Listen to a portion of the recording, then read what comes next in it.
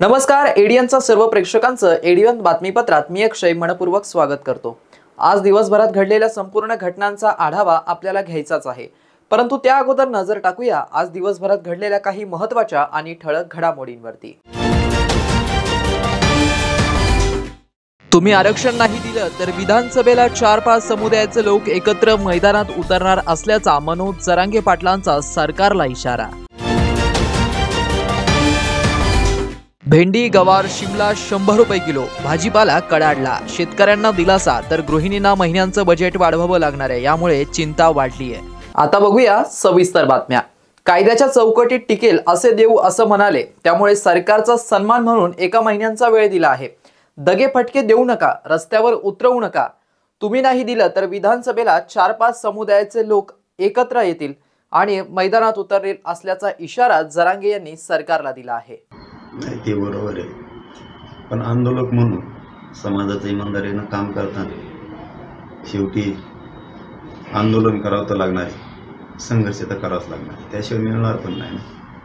त्यांनी आता खात्रीला 1 महिन्याचाच वेळ घेतला। आम्ही 15 दिवस देत होतो, तसं तर आम्ही 1 दिवस पण देणार नव्हतो, पण ठीक आहे, सरकारचा मान सन्मान करायचा म्हणून आम्ही त्यांना 1 महिन्याचा वेळ दिला आहे। आणि ते म्हणले ना, असाही शब्द वापरला त्यांनी की ते टिकलं पाहिजे, कायद्याच्या कसोटीवर टिकलं पाहिजे, ती जबाबदारी आमची आहे,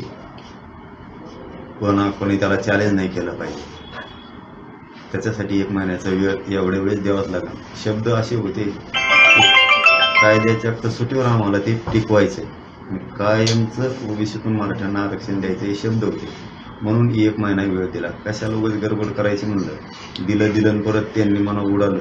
आम्ही म्हणलो होतो कायद्यात टिकणार नाही, मग तुम्ही कायद्याच्या कसोटीवर टिकवण्यासाठी आम्हाला वेळ पाहिजे होता, म्हणून दिला दादा। फक्त एकच सांगितलं मी त्यांना, ते दगी फटके होऊ देऊ नका। आता मला माझ्या समाजाला राजकारणाकडे आम्हाला जायचं नाहीये, या रस्त्यावर आम्हाला उतरू नका, त्याला जबाबदार तुम्ही असणार आहे, सगळे राजकीय पक्षाचे नेते।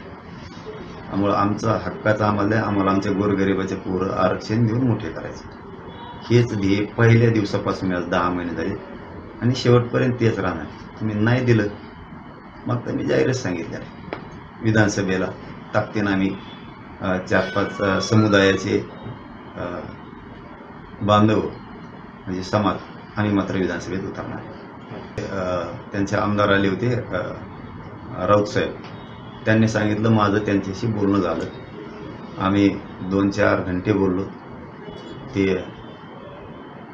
SIT रद्द करणार आहेत, रद्द केली म्हणले ते, पण पुढच्या याच्यात काय तारीख संपली म्हणले तिची, असं म्हणले ते, तिची तारीख संपली, त्याच्यामुळे आम्ही ते आता बंद करणार आहेत। ती वेगळा शब्द वापरला तर माझ्याने ध्यानात राहिला, ते बंद करणार आहेत म्हणे।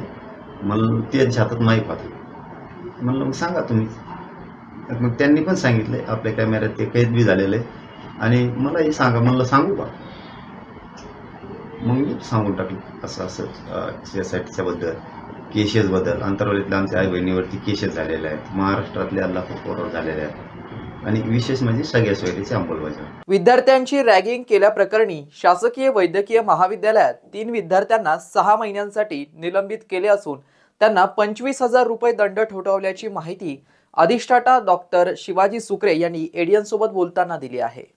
शुक्रवारी रात्री साधारणतः 12-12:30 वाजता वसतिगृहामध्ये 2021च्या बॅचचे काही विद्यार्थ्यांनी त्यांच्याच 1 वर्ष ज्युनियर असलेल्या 2022 बॅचच्या एका विद्यार्थ्याची रॅगिंग घेतल्याचा प्रकार संबंधित विद्यार्थ्याच्या वडिलांनी आमच्या संस्थेमध्ये कळवला। आमचे जे वैद्यकीय अधीक्षक आहेत त्यांच्या कानावर ही घटना घडली आणि त्यांनी तत्काळ त्या ठिकाणी वसतिगृहाला भेट देऊन संबंधित विद्यार्थ्यांना ते भेटले आणि त्याच्याकडून त्या घटनेची माहिती घेतली व कोण विद्यार्थी त्यामागे आहेत तर त्याची चौकशी केली। त्यानंतर दुसऱ्या दिवशी आम्ही सकाळीच 8 वाजता अँटी रॅगिंग कमिटीच्या सदस्यांना त्या ठिकाणी बोलावून घेतलं. त्या विद्यार्थ्यांचे वडील, त्या विद्यार्थ्याचे नातेवाईक आणि तो स्वतः विद्यार्थ्यांना दिलेल्या लेखी तक्रारीवरून आम्ही त्या घटनेची चौकशी केली.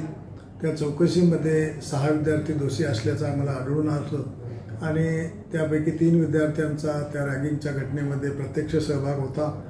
3 विद्यार्थी त्यांच्यासोबत होते. त्यामुळं अँटी रॅगिंगचे जे नॅशनल मेडिकल कमिशनचे जे ॲक्ट आहे तर त्याच्यानुसार त्या 6 विद्यार्थ्यावर कारवाई करण्यात आली. त्या संबंधित विद्यार्थ्याला वसतिगृहामधून कामं सांगणे, त्यांना सिगारेट आणायला सांगणे, दारू आणायला सांगणे असे जे प्रकार घडत होते आणि त्याची कॉलर पकडणे, त्यामुळं यापेक्षाही काही गोष्टी असू शकतात आणि त्यामुळं त्या घटनेचं गांभीर्य ओळखून भविष्यात अशी घटना परत या रुग्णालय संस्थेच्या वसतिगृहामध्ये कोणत्याही विद्यार्थ्यासोबत घडू नये. त्यामुळं कायद्यामध्ये ज्या तरतुदी आहेत रॅगिंगच्या तर त्यानुसार 3 विद्यार्थ्यांना आम्ही 6 महिन्यासाठी त्यांची टर्म एक्सटेंड केलेली आहे. त्यांना 6 महिन्यासाठी सस्पेंड केलेलं आहे. त्याचप्रमाणे त्यांना 3 विद्यार्थ्यांना हॉस्टेलमधून कायमचा आम्ही त्यांचा MBBSचा कोर्स होईपर्यंत निष्कासित केलेला आहे. त्यांना त्यांना पूर्ण टर्मसाठी त्यांचं जे पूर्ण करिअर आहे MBBSचं त्यामध्ये यानंतर त्यांना ग्रंथालयामध्ये सुद्धा प्रवेश मिळणार नाही. तसेच त्यांना 25,000 रुपयाची आम्ही शिक्षा केलेली आहे. आणि हे जे सर्व जे शिफारसी आहेत आमच्या अँटी रॅगिंग कमिटीतर्फे प्रशासनाला करण्यात आलेल्या होत्या. त्यानुसार जे मुलांचा अप्रत्यक्ष सहभाग होता तर त्यांना सुद्धा आम्ही वसतिगृहातून 6 महिन्यासाठी काढलेलं आहे. त्यांना ग्रंथालयामधून सुद्धा 6 महिन्यासाठी टर्मिनेट केलेलं आहे आणि 25,000 रुपयाची शिक्षा त्यांना केलेली आहे. त्यानंतर त्यांच्या आई वडील असतील, पालक आहे, आजोबा, बहीण असे जे कोणी नातेवाईक आहेत त्यांना आम्ही सोमवारी या संस्थेमध्ये प्रत्यक्ष बोलून त्यांची काउन्सिलिंग केली, त्यांना समजून सांगितलं आणि त्यांच्या मुलांनी केलेली जी ही चूक होती ती परत त्यांनी करू नये, नाहीतर यापेक्षाही कठोर कार्यवाही प्रशासन करायला मागं पुढं बघणार नाही अशा सूचना आम्ही त्यांना दिलेल्या आहेत. त्यांची काउन्सिलिंग केली, मुलांचीही काउन्सिलिंग केली आणि यापुढं अशा घटना जर घडल्या तर एखाद्या विद्यार्थ्यांचा प्रवेश रद्द करण्यापर्यंतची कारवाई करण्यासाठी प्रशासन मागं पुढं बघणार नाही. सिल्लोड सोयगाव मतदारसंघातील विविध विकास कामे निर्धारित वेळेत पूर्ण करा. प्रत्येक पात्र शेतकऱ्याला पीक कर्ज मिळण्याची दक्षता घ्या असे निर्देश पणन व अल्पसंख्याक विकास मंत्री अब्दुल सत्तार यांनी सिल्लोड येथे आयोजित आढावा बैठकीत अधिकाऱ्यांना दिलाय. शासन आपल्या दारी अभियानाअंतर्गत शासनाच्या विविध योजना प्रभावीपणे राबविण्यासाठी संबंधित विभागांनी समन्वयाने कारवाई करावी असे अब्दुल सत्तार म्हणाले. त्यांच्या प्रमुख उपस्थितीत सिल्लोड येथील उपविभागीय अधिकारी कार्यालयात सिल्लोड सोयगाव मतदारसंघातील विविध विकास कामे, मतदारसंघातील पाऊस समान, खते, बी बियाणे पुरवठा, पीक कर्ज वितरण, टँकरची स्थिती, धरणातील पाणीसाठा व विसर्गाचं नियोजन, चारा उपलब्धता याबाबत आढावा घेतलाय. बैठकीत सिल्लोड सोयगाव मतदारसंघातील विविध विकास कामे निर्धारित वेळेत पूर्ण करा, मंजूर कामे तातडीने सुरू करून नवीन कामांचा प्रस्ताव तातडीने शासनास सादर करा, तसेच शेतकऱ्यांना आवश्यक प्रमाणात बियाणे, खतांचा पुरवठा करा. मात्र प्रत्येक शेतकऱ्याला पीक कर्ज मिळण्याची दक्षता घ्या असे निर्देश पणन व अल्पसंख्याक विकास मंत्री अब्दुल सत्तार यांनी सिल्लोड येथे आयोजित आढावा बैठकीत अधिकाऱ्यांना दिला आहे. एकच तुम्हाला विनंती करायची की आपण सर्व मिळून याच्या तुमच्याकडे सोयगाव साठवण, टिटवी, उडी क्षेत्र कोण आहे? सोयगाव मध्ये काय झालं तेच तुम्ही विचारू नको. झालं 100% आपण पिण्यासाठी आरक्षण केलं. अरे बाबा, मी तुम्हाला एक साधा प्रस्ताव दिला होता, त्याला झाले 2.5 वर्ष. तो होता पाणी घेऊन. डॉक्टर बाबासाहेब आंबेडकर मराठवाडा विद्यापीठाच्या दीक्षांत समारंभाला उच्च शिक्षण मंत्री चंद्रकांत पाटील यांच्यासह विद्यार्थ्यांनी पाठ फिरवल्याचं चित्र समोर आले असून विद्यापीठातील 2900 विद्यार्थ्यांपैकी अत्यल्प विद्यार्थ्यांनी दीक्षांत सोहळ्याच्या दिवशी पदवी घेणं पसंत केलं आहे. डॉक्टर बाबासाहेब आंबेडकर मराठवाडा विद्यापीठाचा दीक्षांत समारंभ गुरुवारी सकाळी विद्यापीठ नाट्यगृहात झाला. यावेळी कुलगुरू डॉक्टर विजय फुलारी, प्रकुलगुरू डॉक्टर वाल्मिक सरवदे, कुलसचिव डॉक्टर प्रशांत अमृतकर, परीक्षा व मूल्यमापन मंडळाच्या संचालक डॉक्टर भारती गवळी, प्रभारी वित्त व लेखा अधिकारी डॉक्टर संजय कवडे यांच्यासह सर्व विद्याशाखांचे अधिष्ठाता व्यवस्थापक परिषदेचे सदस्य यांची प्रमुख उपस्थिती होती. तर कुलपती रमेश बैस हे राजभवनातून आभासी पद्धतीने सहभागी झाले होते.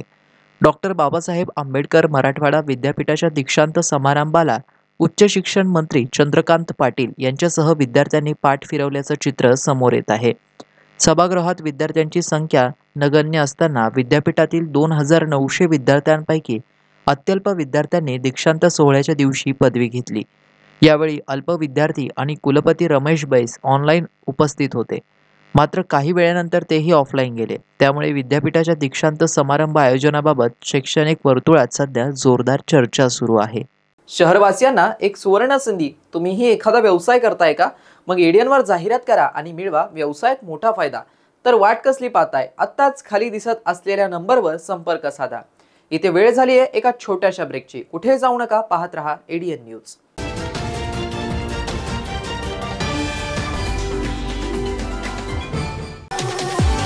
संभाजीनगरकरांसाठी खुशखबर खुशखबर खुशखबर. आता केशर, हापूस, लंगडा, गुलाब खस, इमरती, सफेद मालोदा, काला मालोदा, शक्करगोटी, अल्फान, खुदूस, मलगोबा, चीनी मलगोबा, राजापुरी, सिंधू, मुर्शेदाबादी, बदाम, खोबरा, तमचा, बत्ताशा, पायरी, हुर, दूध पेडा, दिलपसंद, निरंजन, तोतापरी, गावरान केशर, माया, केंड, टॉमी, लिली, ऑमलेट, अगरबत्ती, गावरान, दशहरी. मंडळी, ही सगळी आंब्यांची नावं आहेत आणि हे सगळे आंबे आपल्याला खायला मिळणार आहेत, तेही आपल्या शहरात म्हणजेच छत्रपती संभाजीनगरमध्ये. कृषी विद्यापीठ फळ संशोधन केंद्र, हिमायतबाग, छत्रपती संभाजीनगर येथे हे विविध प्रजातीचे आंबे आपल्याला खायला मिळणार आहे. तर वाट कसली पाहताय? आताच भेट द्या आणि या निरनिराळ्या आंब्यांची नैसर्गिक पद्धतीने, ऑर्गॅनिक पद्धतीने पिकवलेल्या आंब्याचा मनमुराद आनंद लुटा. तर आजच संपर्क करा. सचिन कुंढारे 9975 51 11 42, दिलीप जाधव 94 21 66 70 02, गणेश उंद्रे 88 30 67 46 58. आता नैसर्गिक पद्धतीने पिकवलेला आंबा थेट हिमायतबाग ते ग्राहक. मस्त मास्क पहना रे तूने. Thank you sir. वो जान बचाने के लिए पहनना पड़ता है ना सर. रेडीमेड है या टेलर मेड है? ऑनलाइन ऑर्डर किया है सर. एक और है ना सर. देना. बहुत मस्त लगे आपको. ये ना सर. सर ना भाई, जान बचाने के लिए बाइक चलाते वक्त सिर्फ खोपड़े पे मास्क पहनेगा तो खोपड़े को कौन बचाएगा? समझ गया सर. हेलमेट ऑनलाइन ऑर्डर कर, वरना हमेशा के लिए ऑफलाइन हो सकता है. Okay sir. ये ले. चल हम ये भी ऑनलाइन भर दे. हेलमेट पहने, ट्रैफिक नियमों का पालन करे, जिंदगी के सफर को सुरक्षित रखे.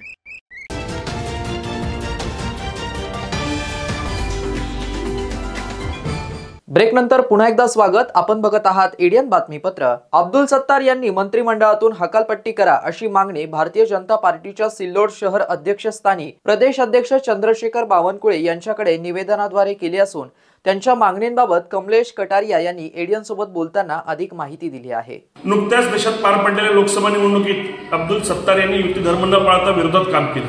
त्यांच्या विरोध करण्यात तसं तेवढा फरकही पडत नाही, तेवढी त्यांची लायकी नाही. पण वारंवार लूज टॉक करणे, युतीच्या विरोधात बोलणे, आमचे नेते आदरणीय रावसाहेब पाटील दानवे यांच्या विरोधात बोलणे हे काही योग्य नाही. म्हणून मी आदरणीय प्रदेशाध्यक्ष चंद्रशेखरजी बावनकुळे यांना पत्र पाठवून त्यांची या मंत्रिमंडळातून हकालपट्टी करा अशी मागणी केली आहे.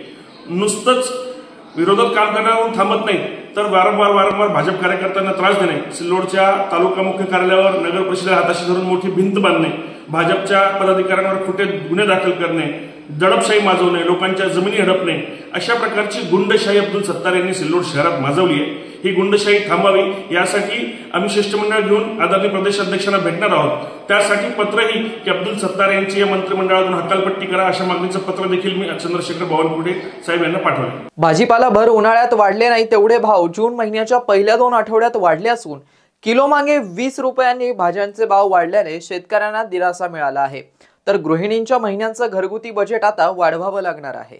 भाजीपाला महागल्यामुळे गृहिणीच्या बजेटवरही मोठा परिणाम झालाय. कांदा, बटाटा आणि कोबी वगळता बहुतांश सर्व भाज्यांचे दर तेजीत आहेत. घाऊक बाजारात कवडीमोल दर मिळाल्याने शेतकऱ्यांनी काही भाज्या फेकून दिल्यात. पुरेशी लागवड न झाल्याने गेल्या काही दिवसांपासून भाज्यांची आवक कमी होत आहे. औरंगपुराच्या भाजीपाला मंडईत भाजीपाल्याचे दर थोडे महाग आहेत, तर जाधववाडी नवीन मोंढा भागात भाजीपाल्याचे दर तुलनेने कमी असल्याचं चित्र आहे. 40 रुपयांना विकली जाणारी गवार 100 रुपये किलो अशी विकली जाते आहे. प्रत्येक भाज्यांमागे 20 ते 30 रुपये प्रति किलो भाव वाढलाय. शहरात शुक्रवारी आवक कमी झाली आहे. बाजारात रोजच्या सुमारे 300 गाड्यांऐवजी 70 ते 80 गाड्या भाज्यांची आवक झाली असून आधी प्रति किलो 10 ते 20 रुपयांनी मिळत असलेल्या भाज्यांचा दर आता 40 ते 50 रुपये प्रति किलो एवढा झालाय. घाऊक बाजारात वाढ झाल्याने या सर्व भाज्या किरकोळ बाजारात दुप्पट ते तिप्पट दराने विकल्या जात आहेत. भर उन्हाळ्यामध्ये वाढले नाही तेवढे भाव जून महिन्याच्या पहिल्या 2 आठवड्यातच वाढले आहेत. किलोमागे 20 रुपयांनी वाढ होऊन भेंडी, गवार, शिमला मिरची, फुलकोबी, दोडके या खरेदीसाठी 100 रुपये लागत आहेत. भाज्यांचे भाव वाढल्याने शेतकऱ्यांना दिलासा मिळाला आहे, तर ग्राहकांना महिन्यांचं घरगुती बजेट आता वाढवावे लागणार असल्याचं चित्र सर्वत्र दिसत आहे. चोरट्यांनी श्री लक्ष्मी देवी मंदिरातील पाठीमागच्या बाजूने गेट तोडून मंदिरात प्रवेश केला. मंदिरातील 2 दानपेट्या शेजारील शेतात उचलून नेत दानपेटी फोडण्यासाठी पहारीने वार केला. दानपेटी मजबूत असल्याने ती फुटली नाही. मात्र आवाज झाल्यामुळे ग्रामस्थांनी धाव घेतली, त्यामुळे चोरट्यांचा प्रयत्न फसलाय. ही घटना कन्नड तालुक्यात घडली असून चोरटे सीसीटीव्ही कॅमेऱ्यात कैद झाले आहेत. कन्नड तालुक्यातील श्री क्षेत्र औराळा येथील श्री लक्ष्मी देवीच्या मंदिरातील सीसीटीव्हीच्या निगराणीत असलेल्या 2 दानपेट्या अज्ञात चोरट्यांनी फोडण्याचा केलेला प्रयत्न गुरुवारी मध्यरात्री फसला. दोन्ही दानपेट्या मंदिरातून उचलून बाहेर नेतानाचा सर्व प्रकार सीसीटीव्हीच्या कॅमेऱ्यात कैद झालाय. त्यामुळे चोरट्यांचा शोध लावणं पोलिसांना थोडं सोयीचं झालं आहे. नवसाला पावणारी देवी म्हणून अख्ख्या महाराष्ट्रात औराळा येथील श्री लक्ष्मी देवीची ख्याती आहे. या देवीच्या मंदिरात 2 दानपेट्या बसवल्या आहेत. गुरुवारी मध्यरात्री 2 अज्ञात चोरट्यांनी पाठीमागचे गेट तोडून मंदिराच्या गाभाऱ्यात प्रवेश केला. त्या दोन्ही दानपेट्या उचलून शेजारच्या शेतात नेऊन लोखंडी पहारीच्या त्या पेट्या फोडण्याचा प्रयत्न कसून केला गेला. परंतु दानपेट्या अतिशय मजबूत असल्याने त्या चोरट्यांच्या दानपेट्या फोडण्याचा प्रयत्न फसला. श्री लक्ष्मी देवीचे पुजारी अतिश जीवरक हे नित्य नियमाने प्रमाणे पूजा आरती करण्यासाठी गुरुवारी सकाळी मंदिरात गेले असता त्यांना मंदिराच्या गाभाऱ्यातील 2 दानपेट्या गायब झाल्याचं दिसलं. ही घटना लगेच त्यांनी देवस्थानाचे कार्याध्यक्ष रमेश कुमार खंडेलवाल, सचिव चंद्रकांत देशमुख, संचालक सीताराम वारे यांना सांगितली. शेजारच्या शेतात चोरट्यांनी या दानपेट्या नेऊन लोखंडी पहारीच्या साह्याने फोडण्याचा प्रयत्न केला असल्याचे देवस्थानाच्या पदाधिकाऱ्यांच्या लक्षात आले असता त्यांनी लगेच देवगाव रंगारी पोलिसांना या चोरीच्या घटनेची माहिती दिली. घटनेची माहिती मिळताच बीट जमादार वाल्मिक कांबळे, ऋषिकेश पैठणकर यांनी घटनास्थळी येऊन पाहणी करून गाभाऱ्यातील सीसीटीव्ही कॅमेऱ्याचे फुटेज तपासले.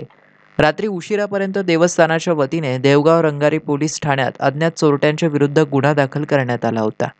तर मॉन्जिनीज फूड प्रायव्हेट लिमिटेडची फ्रँचायझी मिळवून देतो असे आमिष दाखवून एकाने महिलेची तब्बल 10,20,000 रुपयांची आर्थिक फसवणूक केल्याचा प्रकार उघडकीस केला आहे. या प्रकरणी सायबर भामट्यावर वाळूज पोलीस ठाण्यात गुन्हा दाखल करण्यात आलाय. मॉन्जिनीज फूड प्रायव्हेट लिमिटेडची फ्रँचायझी मिळवून देतो असे म्हणून एकाने महिलेची तब्बल 10,20,000 रुपयांची फसवणूक केल्याचा प्रकार उघडकीस आलाय. या प्रकरणी एकावर वाळूज पोलीस ठाण्यात गुन्हा दाखल करण्यात आलाय. नितीन शर्मा असं आरोपीचं नाव आहे. या प्रकरणी मीरा अण्णासाहेब बोडके राहणार शिवराई तालुका गंगापूर यांनी फिर्याद दिली आहे. फिर्यादीनुसार 5 ते 20 एप्रिल दरम्यान आरोपी नितीन शर्मा याने फिर्यादीशी संपर्क साधला. प्रसिद्ध मॉन्जिनीज फूड प्रायव्हेट लिमिटेडची फ्रँचायझी मिळवून देतो असं आमिष दाखवत आरोपीने फिर्यादींकडून RTGSद्वारे कॅनरा बँक तसेच पंजाब नॅशनल बँकेच्या अकाउंटवर पैसे घेतले. वेळोवेळी तब्बल 10,20,000 रुपये घेऊन संपर्क बंद केला. आर्थिक फसवणूक झाल्याचं लक्षात येताच महिलेने वाळूज पोलीस ठाणे गाठत फिर्याद दिली. पुढील तपास पोलीस निरीक्षक सहाने हे करीत आहेत. शेवटी पुन्हा एकदा नजर टाकूया आज दिवसभरात घडलेल्या काही महत्त्वाच्या आणि ठळक घडामोडींवरती. तुम्ही आरक्षण नाही दिलं तर विधानसभेला 4-5 समुदायाचे लोक एकत्र मैदानात उतरणार असल्याचा मनोज जरांगे पाटलांचा सरकारला इशारा. भेंडी, गवार, शिमला 100 रुपये किलो. भाजीपाला कडाडला. शेतकऱ्यांना दिलासा तर गृहिणींना महिन्यांचं बजेट वाढवावं लागणार आहे, यामुळे चिंता वाढली आहे. याबरोबरच हे बातमीपत्र इथेच संपलं. पुन्हा भेटूया पुढील बातमीपत्रात. तोपर्यंत पाहत राहा आपल्या हक्काचं बातमीपत्र ADN न्यूज.